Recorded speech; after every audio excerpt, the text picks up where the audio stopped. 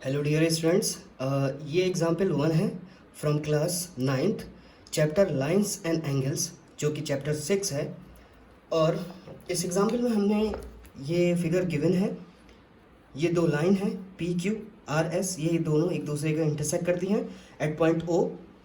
और यहाँ पर जो रेशियो दिया हुआ है angle P O R is to angle R O Q, ये है 5:1, 5:7।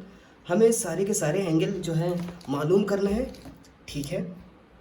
तो यहाँ जो गिवन है, किसी भी सवाल को करने से पहले, ख़ास करके मैथमेटिक्स के सवाल, उसमें हमें कोशिश करनी चाहिए कि जो गिवन है उसको लिख लें अच्छे तरीके से, ठीक है। तो पी क्यू, यहाँ पे लाइंस जो है, lines P Q and R S intersect कर रहे हैं एट पॉइंट ओ। और यहाँ पर जो दो एंगल हैं P O R is to R O Q, वो बराबर हैं 5:7 को। मैं इस चीज़ को P O R upon R O Q, ये जो चीज़ होती है, जैसे अगर कहीं पे 2:5 लिखा हुआ है, इसका मतलब 2/5 होता है, ठीक है। तो इसमें कोई दिक्कत वाली बात नहीं है। इक्वल टू 5:7 है तो 5/7 लिख सकते हैं इसको। अब इसके अंदर पी ओ आर जो है, ये जो आर ओ क्यू है वो इस साइड डिवाइड में है। जब इसको मैं ट्रांसपोज करूँगा दूसरी साइड, हमेशा याद रखना जो भी चीज़ डिवाइड में होती है ट्रांसपोजिशन में वो मल्टीप्लाई में चली जाती है। ऐसी एडिशन सब्ट्रैक्शन में जाता है, सब्ट्रैक्शन एडिशन में आता है, मल्टीप्लाई डिवाइड में जाता है। तो ये जो डिवाइड वाला है आर ओ क्यू एंगल, वो मल्टीप्लाई में चला जाएगा ट्रांसपोज होकर, ठीक है। इसको इक्वेशन 1 मान लेता हूँ मैं फिलहाल। अब इसके अंदर सारे के सारे एंगल पता करना है, ये हमें गिवन है। अगर मैं देखूं, मैं आसानी के लिए एंगल 1, 2, 3, 4 ये नाम दे देता हूं, ठीक है। अगर मैं देखूं, क्योंकि इससे पहले का जो थ्योरम है, जब दो लाइन इंटरसेक्ट करती हैं तो वर्टिकली अपोजिट एंगल जो होते हैं वो इक्वल होते हैं। तो मैं कह सकता हूँ एंगल 1 एंगल 3 के बराबर होगा एंड एंगल 2 एंगल 4 के बराबर होगा, क्योंकि ये वर्टिकली ऑपोजिट एंगल है।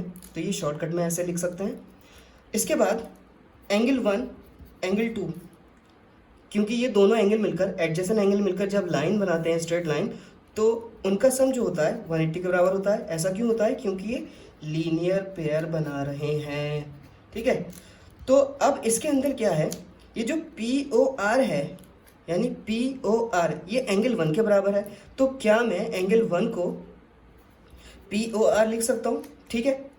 और ये जो एंगल 2 है पी ओ एस लिख सकता हूँ इसको, पी ओ एस, ये 180 के बराबर है। अब इसके अंदर क्या है कि ये जो पी ओ एस है, पी ओ एस यानी एंगल 2, वो एंगल 4 के बराबर होगा, जैसे कि यहाँ पे दिया हुआ है। ऐसा क्यों होगा?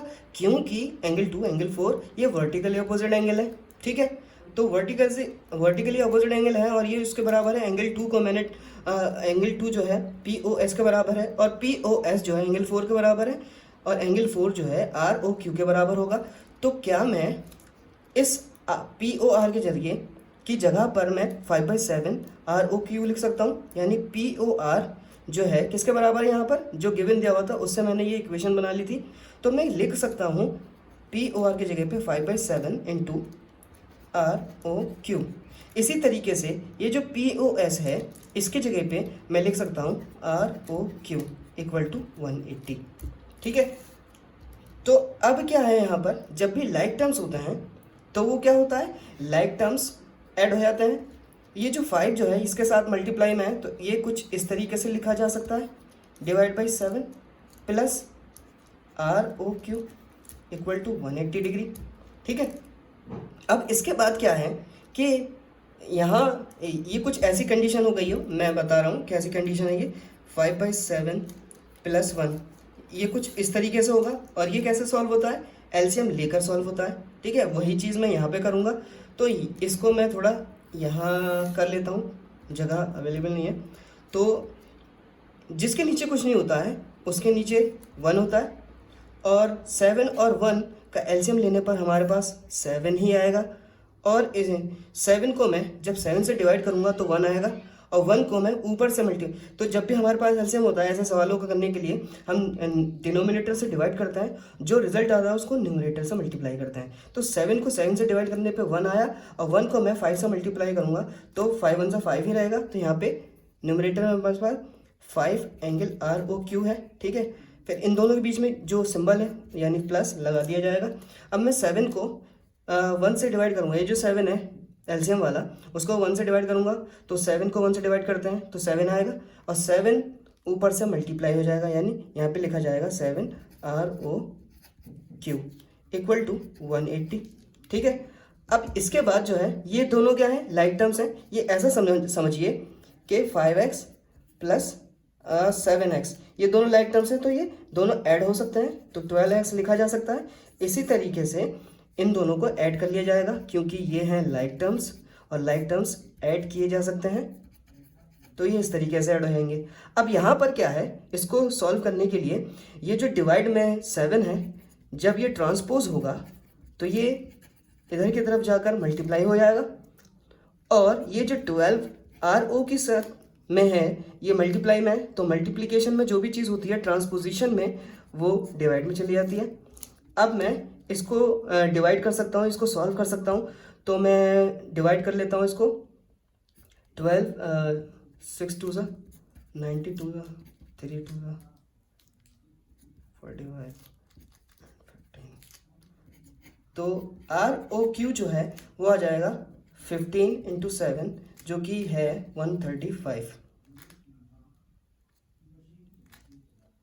सॉरी 105, ठीक है। तो ROQ मेरे पास आ चुका है 105 एंगल, ठीक है, डिग्री एंगल आ गया। तो ROQ किसके बराबर था, ROQ यानी एंगल 4 एंगल 2 के बराबर था, हमने यहाँ पे लिख रखा है। तो ROQ जो है वो वर्टिकली ऑपोजिट एंगल है POS के बराबर, जो कि 105 डिग्री हो जाएगा। और अब मैं अगर ROQ इस इक्वेशन 1 में पुट करूंगा तो मुझे POR की वैल्यू पता चल जाएगी, ठीक है। और POR जो है यानी POR यानी एंगल 1 एंगल 3 के बराबर होगा, वर्टिकली अपोजिट एंगल है, और एंगल 3 किसके बराबर है, SOQ, तो मैं लिख सकता हूँ SOQ के बराबर है। अब POR इक्वेशन 1 में पहले से ही 5/7 इंटू ROQ के बराबर है, तो ROQ की वैल्यू यहाँ पे मिल चुकी है जो कि है 105। जब मैं इसको इससे कैंसिल आउट करूँगा तो यहाँ पे 15 होगा, और 15 5 से कितना होता है 75। तो इसका मतलब ये जो मेरे पास एंगल हैं सारे के सारे मिल चुके हैं। तो इस तरीके से ये सवाल सॉल्व होना था। आई होप आपको समझ में आया होगा। अगर एक भी बात समझ में नहीं आती है तो प्लीज़ मुझे कमेंट करके बताएंगे, ताकि मैं पूरी कोशिश कर सकूं सही से समझाने की। जब आप कमेंट करेंगे तभी मुझे पता चलेगा कि मैं कहाँ पर कमज़ोर हूँ, और उस चीज़ को मैं सॉल्व करने की अपने अंदर तब्दीली लाने की कोशिश करूँगा। तब तक के लिए बहुत बहुत शुक्रिया।